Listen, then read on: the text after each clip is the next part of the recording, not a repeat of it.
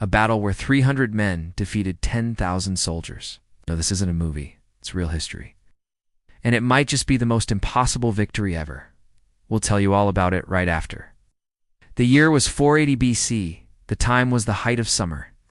The place was a narrow pass in the mountains between two angry empires, the Persians and the Greeks. But really, this is the story of one small band of warriors.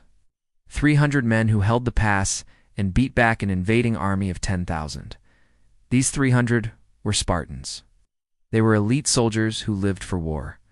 Every boy in Sparta was trained to be a warrior from the time he was 7 years old. And these 300 Spartans were the best of the best. Their mission was to slow down the Persian invaders long enough for the rest of the Greek army to get into position.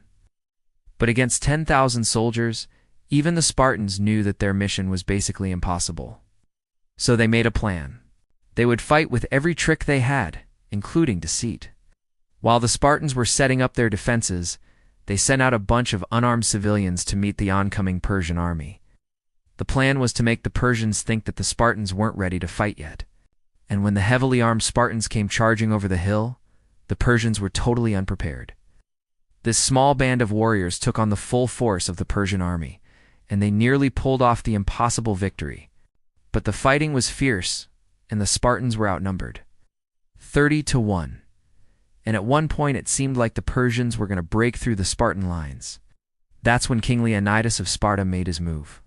He charged into the thick of the battle, rallied the exhausted Spartans, and turned the tide of war.